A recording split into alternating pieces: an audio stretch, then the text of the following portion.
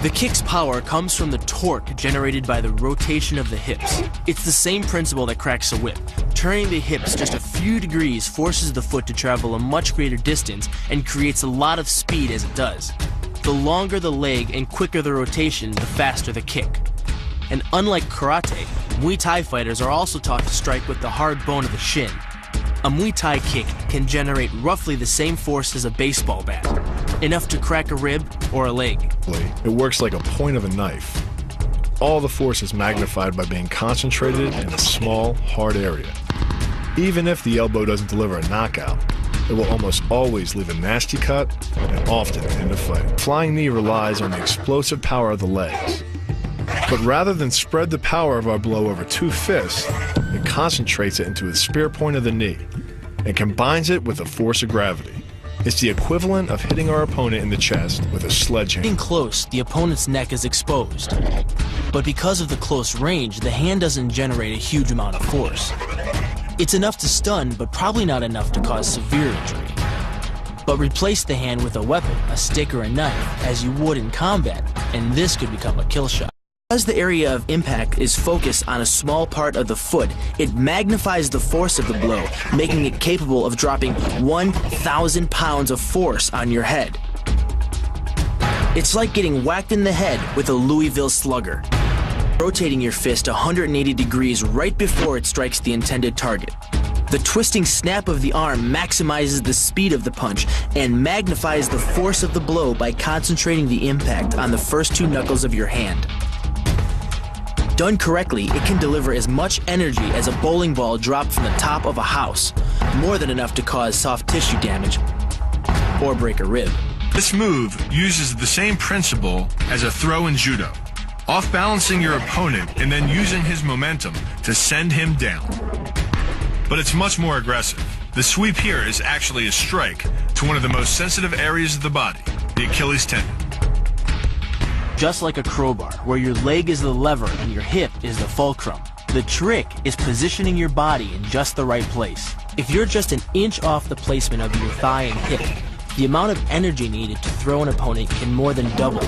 But performed correctly, Uchimata requires almost no energy, yet it can deliver up to 5,000 pounds of force. If it weren't for the mat, a throw like Uchimata would be enough to cause serious injury or even paralysis.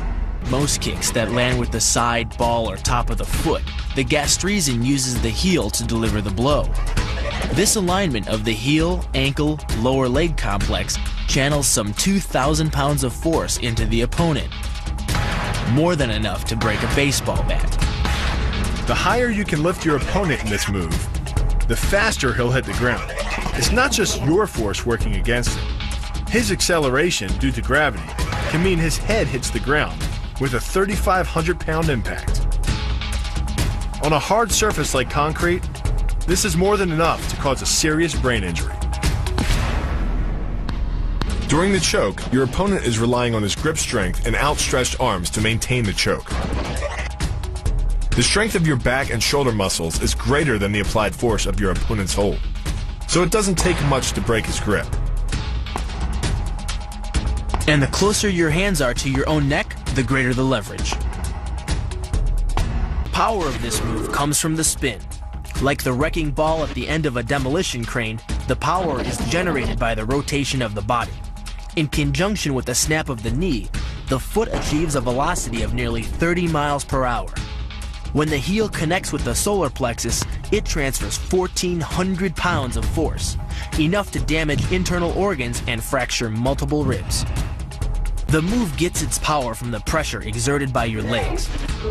The first leg imparts pressure to the carotid artery. The second leg, working in conjunction with your arms, optimizes that pressure, transforming you into a human vice grip.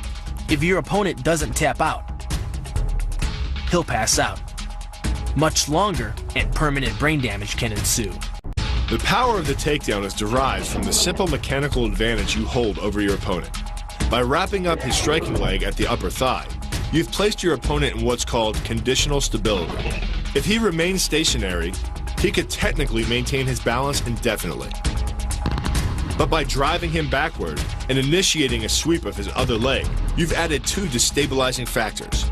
and the loose center of gravity simply cannot hold. The tornado kick is a study in controlled chaos. A quick spin confuses your opponent. Then one knee is thrust into the air, launching your entire body high enough to fire a powerful kick. The momentum generated by your body weight rotating freely, combined with a powerful hip thrust, creates a devastating blow of over 700 pounds of force upon impact. More than enough to permanently damage the hyaline cartilage that protects the larynx and spinal cord. The secret to the move is wrist control. By rotating your opponent's wrist to the maximum extent of its range of motion, the bones of the wrist lock against the bones of the forearm and make it impossible to bring the strong muscles of the upper arm to bear. Then, you can pull your opponent off balance and into a potent knee strike. The combined force of the knee strike and your opponent's forward momentum can be as much as 2,000 pounds, enough to dent sheet metal. The key to this move is turning your opponent's lower arm into a lever. By grabbing his arm during the initial attack, you set up the lever such that direct loading to his elbow joint is achieved. Once the elbow is locked and loaded, you can pull a much heavier opponent off balance by simply lowering your center of weight.